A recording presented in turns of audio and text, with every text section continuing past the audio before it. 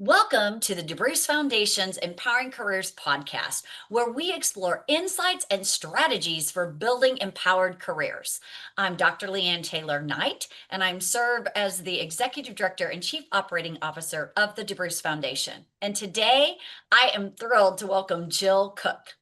Jill Cook is the executive director of the American School Counselors Association. She has been a music teacher, a middle school counselor, and an assistant principal. And she joined the American School Counselors Association nearly 25 years ago and has served as the executive director since October of 2020. She brings a deep understanding of how our counselors support our students in schools and in their lives beyond, and in thinking about their future pathways. So, Jill, I'm so thrilled to have you with us today. Oh, thank you so much, Leigh Anne. I'm thrilled to be here.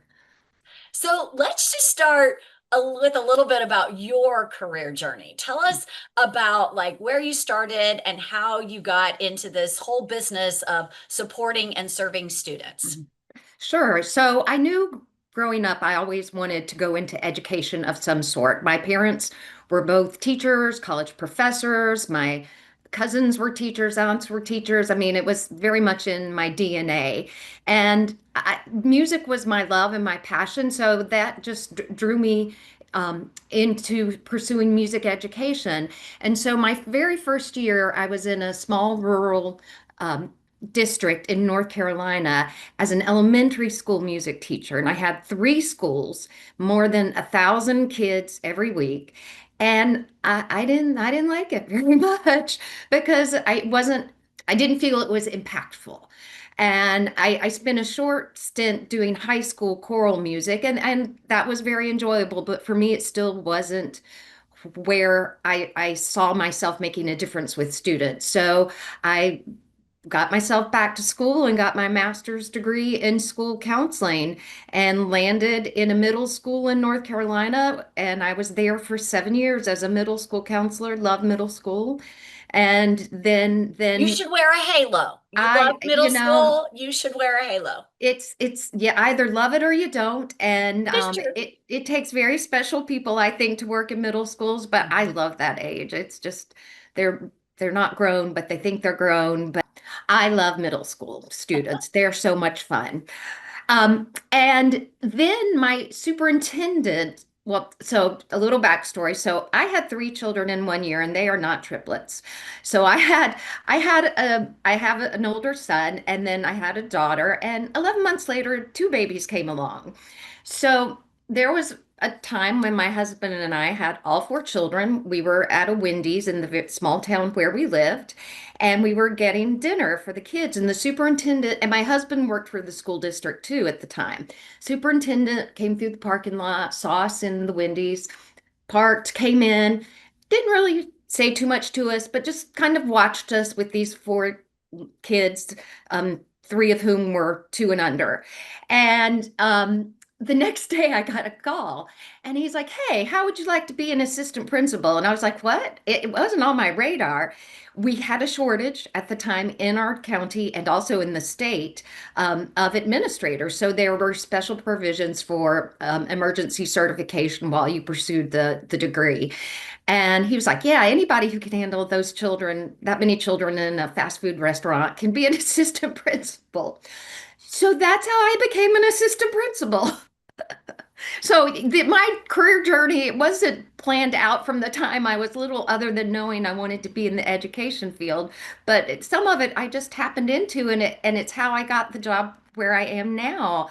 My husband's job, he came to work for the National School Boards Association, and it brought us to Northern Virginia. And I had decided I'd look for a school counseling job, but there weren't a lot of openings, and I was going to just stay home with the kids, but went to a picnic for my husband's work, met one of his colleagues who said, "Hey, my neighbor is the executive director of the American School Counselor Association, and he's looking for a school counselor to join the staff because they didn't have any at the time on staff." And here I am 25 years later. Oh my gosh, Jill. I love hearing that story. It really I think there will be a lot of our listeners who will relate to the fact that the career trajectories that we maybe think are going to be linear Mm-hmm. actually get interrupted by things that happen in our life circumstances, by the people who see us or know us, and then Right. these networks that we're connected to, sometimes intentionally connected networks, sometimes not. I mean, Right. we're at a picnic, my husband has a new job, and Right. so, like, your life trajectory and your career trajectory has been a part of kind of like understanding a little bit about yourself and maybe what you really cared most about, kind of going back to it's about those Right. students and doing that. Yep. And then also an organization that would say, hey, we need somebody who Mm-hmm. really is in the role of counselor Mm-hmm. or understands counselors Right. if we're trying to serve Right. all of the counselors in America. What a Yeah. beautiful story. And again, that network strength of like Mm-hmm. being connected and going places. And sometimes what we say at the DeBruce Foundation is, saying yes and showing up. I mean, you had to say yes to something that was like a new and different risk and not something that you really had on your radar screen. That's exactly right. And that, when people ask me for advice, that's exactly it. It's to say yes. When one of my mantras I keep to heart all the time. So one of my favorite singers, songwriters is Jason Isbell. He's a prolific songwriter, and one of his songs is called "It's Be Afraid," and the lyric is "Be afraid, be very afraid, but do it anyway." So that's kind of I'm okay with that. Yeah. Well, that makes me think of the school counselors and the roles that they have, right? In like inspiring and guiding the Right. opportunities of our youth. And I think maybe some of us think we know what a school counselor does Mm, because we had a school counselor. But I right. mean, even then, I mean, sometimes the ratios are like 1 to 200 or 1 to 400. And so, do we really know what school counselors do beyond like, is that the person who's helped me get signed up for classes? Right. Maybe go to college if I want to go to college or explore that. But really, I mean, talk with us a little bit about how you would describe the impact that counselors are having on students, their academic lives, their Hmm. career, or their life trajectories, like what you were Hmm. talking about. Yeah, thanks for that question, Leigh Anne, because the role is very different than it was 30, 40 years ago, even from back in the day when I was a middle school counselor. Most of us may have had guidance counselors, even. When I was in high school, that's what I had, a guidance counselor who helped me select courses and helped with the college application, would sign off on that. And I only had one in high school. But in today's world, we have school counselors at all levels, elementary, middle, and high school, and they support students around their academic development, career development, and social and emotional development. And what's really different about the work today is that the work of the school counselor um, reaches each and every student in a school. It's not just some students, the few students who want to go to college or who are in disciplinary trouble. It's each and every student in a school.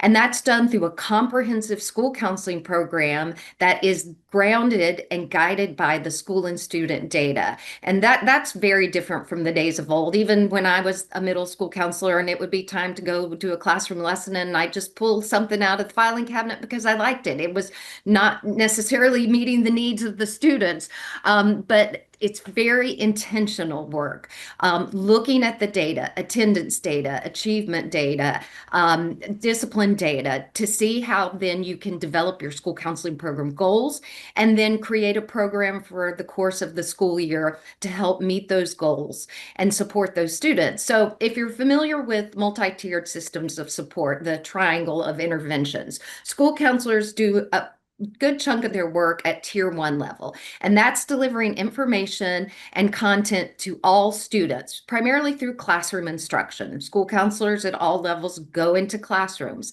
and these lessons that are being delivered are based on the needs. It might be about study skills. It might be about resume building or friendship skills or learning more about yourself, but it's delivered to all students in a school. And then at tier 2, that's when you do a little more targeted work based on the needs. You might do small groups. You might do one-on-one counseling with students.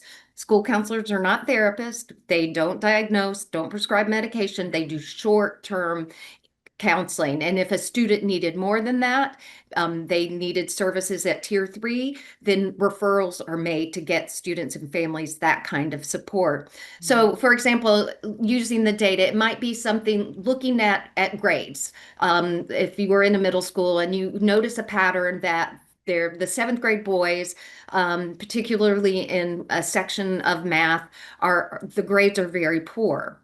And that's not the case across the board. So what's going on with this particular segment of students? So what the school counselor can do is help design interventions. It might be conducting a group on study skills or about time management, connecting these students with tutors or getting them the additional support they need. But it's not just about leaving it there. It's then looking at the impact of that intervention. Did grades improve? Did we see improvements? And if not, then what else can we do? So again, it's very different from the days of old where you might the in my image it was the guidance counselor sitting around drinking the coffee, just waiting on kiddos to drop by. That's just not the role anymore.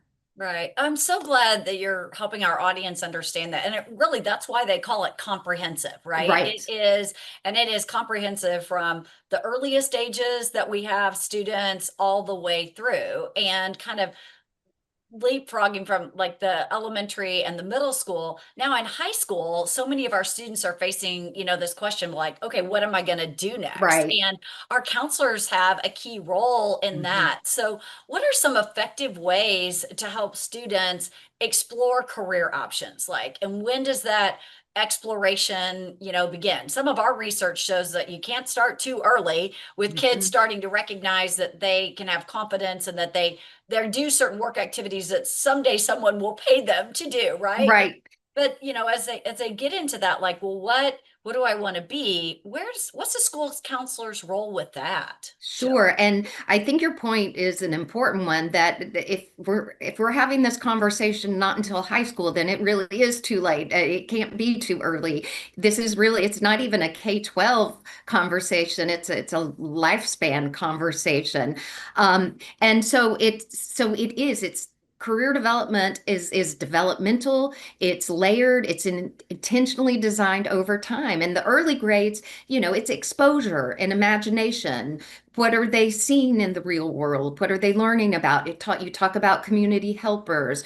You talk about maybe how math shows up in architecture or writing can connect to media.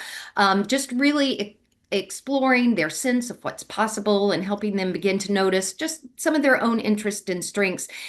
And then in middle school, it's much more interactive and exploratory. They're not just hearing about careers, they're engaging with them. Might mean career speakers, project-based learning tied to real industries in your community. Um, Interest inventories aren't the end all be all, but they're certainly a way to begin to learn more about yourself, and as a point for deeper conversations. It's not an end point, just some more information along the way, learning about themselves, what they like, what surprises them. But then in high school, it's really about application and experience. It becomes tangible: job shadowing, internships, apprenticeships, dual enrollment, certifications, really the opportunities to test their interest in real settings and refine the direction based on those experiences. And so the school counselor is certainly, it's not just the school counselor, it's all the adults who interact with students, but certainly they're integral to how this looks in a school and in a school district over the grade spans. Yeah. Hey, I'm ready to hire you to come work at the DeBruce Foundation right now, because everything that you have said is key to what we call the agility advantage. And Ah, you mentioned like doing surveys and helping mm, students understand what they like to do and what they do well. We call those the agilities. And, that's okay. where our foundation has free resources for students and for parents and for counselors and teachers and schools to be able to use that, like, you can actually talk about what those agilities are and Mm, then actually use them in classroom lessons or counseling lessons. And so, but it's really steeped in where you were also going into this idea that as they get a little bit older, the kinds of experiences that they need to have, those work-based learning Hmm. experiences. We in North Kansas City schools where I worked, we with the counselors there, we used to say it's just as important that they learn what they don't like to do as what they Exactly. do like to do, right? Yes. And so that's Yes. where we've kind of sat in that space as we've been developing, and our charitable mission is all around how to get more resources out there to Mm, help people be informed career decision makers. And informed career decision making, it maybe looks a little bit differently now as we think about this right. workforce that continues to evolve. And so as you think about that and career preparation, it's evolving right now too. So from your Correct. perspective, Jill, how do students need to prepare differently than they did even 5 to 10 years ago for this workforce that continues to evolve, and really helping them even think about all of the different many pathways that might be available to them? That's such an important question because we know we're preparing students for careers and jobs that may not exist right now. And so Right. what does that look like for a school? So I think about it as not preparing students for a single job. We're preparing them for a lifetime of change. I mean, Mhm. my own journey wasn't I when I was 10 years old, if you had said I was going to be an association executive, I would, my 10-year-old self would have said, "What's that?" Right. So, it helping them learning about adaptability, critical thinking, communication, and the ability to continuously learn. And that's just as important as any one technical skill. They need to be comfortable navigating uncertainty, building skills that transfer across industries. At ASCA, we have student mindsets and behaviors, and these are what we say that students should know and be able to do when they leave us, and how they think and how they apply their skills over time. So when school counselors do classroom instructions or lead small groups, they use these mindsets and behaviors, these student standards, as a guide, in like a teacher does with the lesson plan. They identify the mindset or behavior that they are going to address in a particular classroom or lesson, or small group, and then construct the lesson around that. So like mindsets like helping students believe in their ability to succeed, understanding that post-secondary education and lifelong learning are necessary for long-term success. So again, I think it's really about continuous growth and not just a fixed end point. Oh my gosh, you're right on track with how we look at things, and even what the research shows us in Mhm. this space. Individuals too who understand what they like to do and what they do well, and how counselors are really helping them Learn explore how careers. to. That Mhm. ability to learn how to explore is key, and having this growth mindset that, like, Mhm. I'm going to grow and develop with these different Mhm. experiences, which means I may find things that I start to do even better, and I might find things that I like to do more, right? Right. And so being open then to helping students, and even helping families think more broadly about career pathways. I'm so Mhm. glad that you said Mhm. this is about lifelong learning. This is Mhm. about them constantly staying in the ready to also have that confidence that they'll even consider careers. I mean, we're Mhm. talking about individuals who are probably going to have at least 6 different careers and probably 18 jobs. I Right. have my 2 sons have already skirted into different sectors and had multiple jobs. And so Mhm. even the school counselors have, like, helping families see Right. it's not just a pick one, or that their personality is going to stay the same. No, they're going to grow and Right. develop over time. And so even how do families kind of lean into that and help people do that too? Yeah, and I think that's important to keep in mind that we need to really shift the message as we talk about post-secondary opportunities. We have to actively normalize that there are multiple high quality pathways. Absolutely, higher education and college is one of them, but it's not the only option. There is career and technical education, apprenticeships, military, direct to work options, and we know that there is a need for skilled labor that pays well. So how can we help students and families understand all of these options, and how can we celebrate all of these choices and options that young people make? And how can we destigmatize ones that may not have seemed as attractive as another one? Because we need them all. Mhm. You know, you have a really cool seat to be able to see what's happening across the country. I mean, you have your own podcast, you talk to counselors and others who are in this space, you know, across the country. So from that seat, are there really encouraging shifts that you're seeing or innovative practices that really will help students be empowered for their future careers, Jill? Well, I do think the conversation is shifting. Again, it's not certainly that college is not important, and we know all the statistics about what a college degree can mean. But I do think young people and families are beginning to understand that there are multiple pathways that are credible. It's not a backup plan, but they're intentional, respected choices. And I think that's, but school counselors certainly are part of the conversation. But I think as a society as a whole, as we've seen these needs, I think we've collectively shifted that conversation. And we've brought in voices and stories from people who've taken different paths.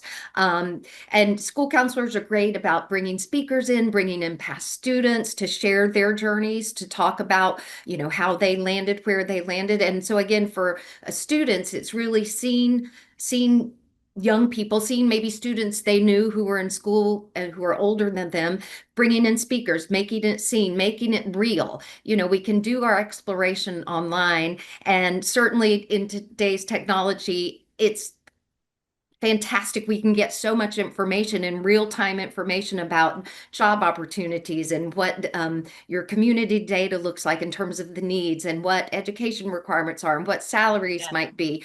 But helping them to see real people and do that exploration, bring in the voices and the stories, but also giving them the structured exploration and reflection. I really, you said it earlier, it's okay if it's just as important that they learn what they don't want to do as they do, and helping them be comfortable in that's part of the journey in this exploration. I'm not sure if that answered your question entirely, Oh, but yeah. that's where No, I I think went. it did. Well, and it also kind of leads me to think about, the school counselor has a role in this, but you're talking about the community coming into Yes. the school. You're talking about opportunities being provided by others.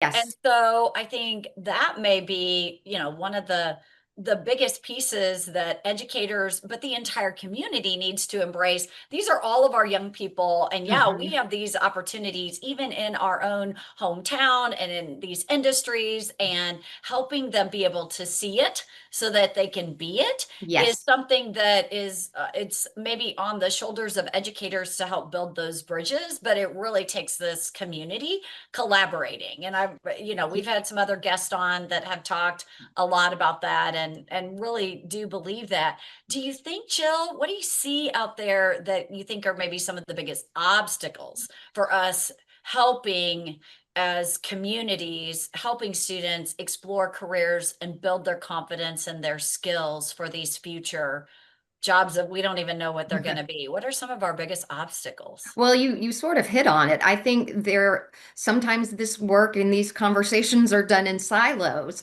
even though I just said it, this is a community effort, but oftentimes, education, school districts work in isolation, and then you have the community workforce who they sometimes they don't talk to each other. And one of the biggest surprises when as I've had these conversations about career development is being at tables where they say, no, we're not talking to each other, but the businesses are saying we want students to come out of high school with X, Y, or Z skill, and but they're not telling the education system what their needs are. So I think that being vulnerable to having those conversations, because it makes you vulnerable when you go open yourselves up from either end. So how can we continue to have those community conversations? That's when change will happen.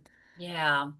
You know, the word vulnerable also brings to my mind something else that's kind of in play, and you've done some work in this area and thinking about this is everybody's talking about AI. Mm, And do we have to, are we now going to be more vulnerable in the jobs or the certain jobs that are going away, or how we're going to work in our jobs? Because AI is going to be a part of that. right. From your lens, what does what we know about AI today, I know it'll be different tomorrow, but what we know about it today, just what are the kinds of conversations that you're hearing happening within, you know, your community and the counselors and others around the nation regarding it and its impact? Yeah, so it's scary. For some, it's new.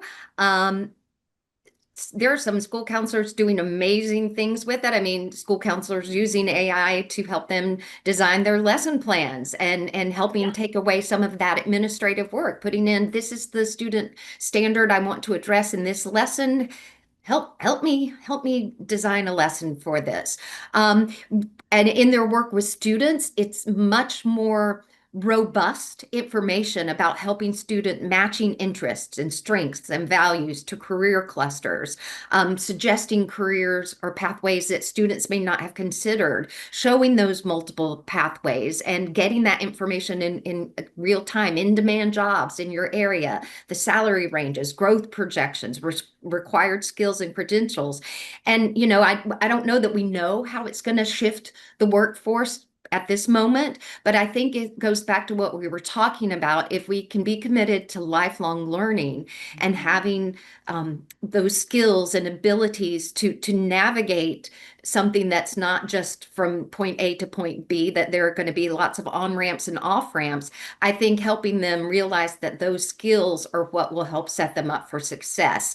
And with AI and school counseling in particular, I just want to throw this in that, school counselors, it's not about replacing school counselors. AI cannot, provide therapy or delve into mental health concerns with the student. So I think as we learn to live in this new world, being very clear about what it can do and what it shouldn't do.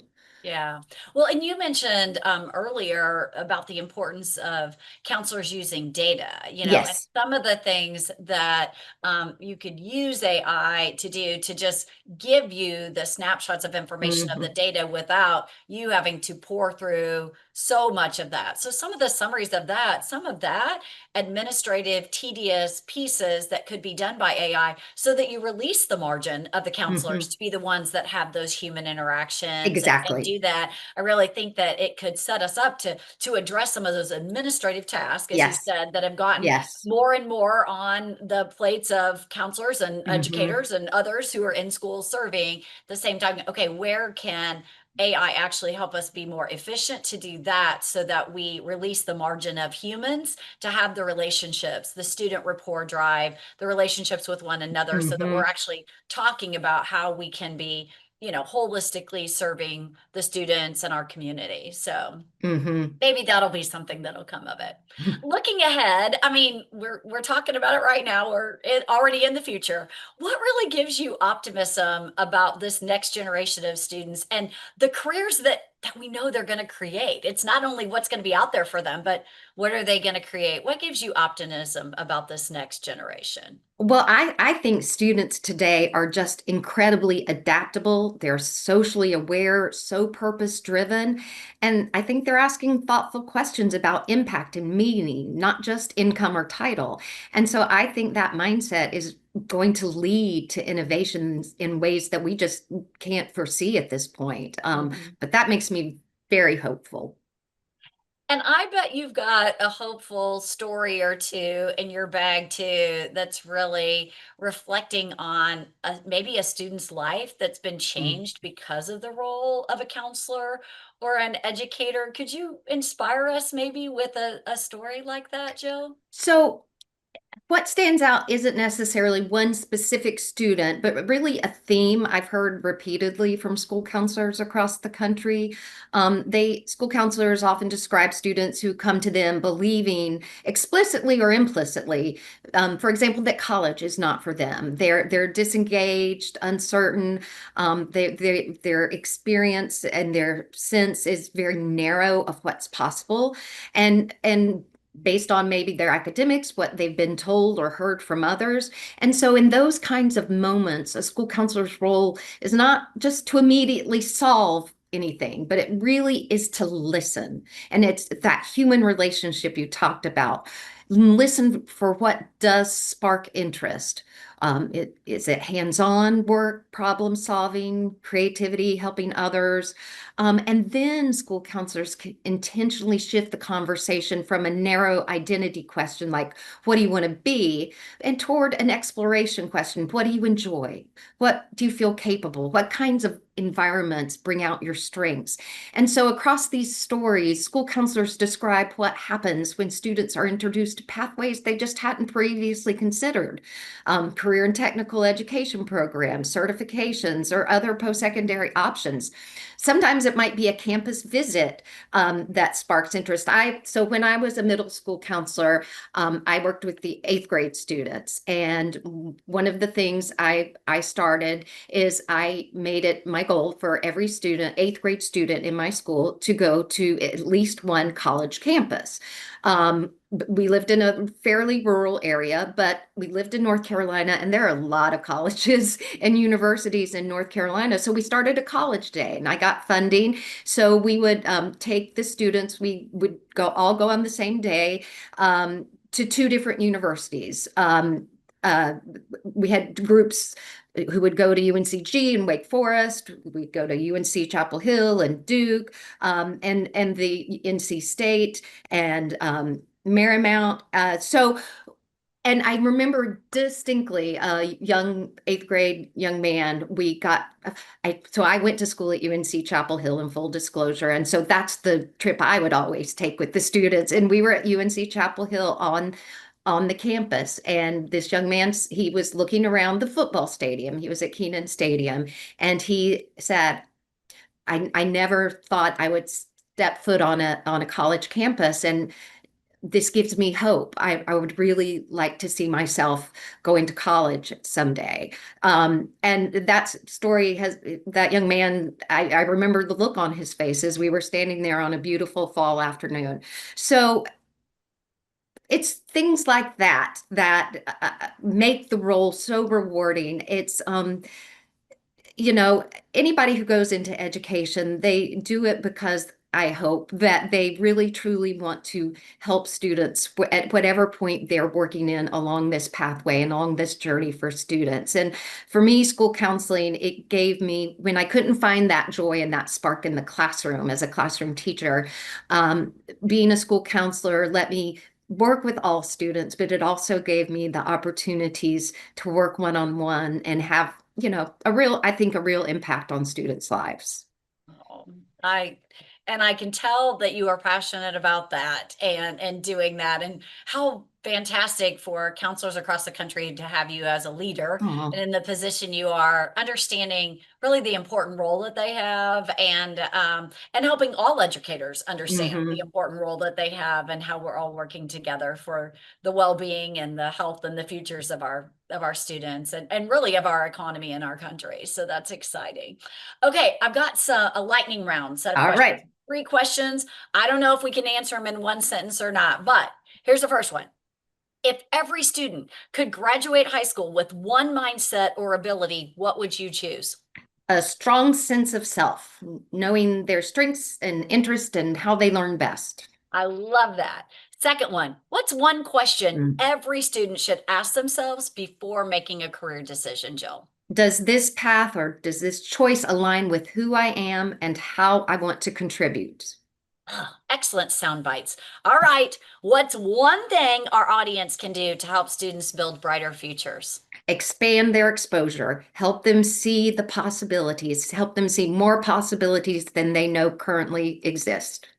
Thank you so much for being with us, Jill. And perfectly, your questions, answers at the very end there, like perfectly align with. I was taking some notes to make sure, like, all right, after I have heard Jill speak today, I want to challenge myself and audience. I want to challenge you too. I want to challenge you guys to do the things that Jill has talked with us about today.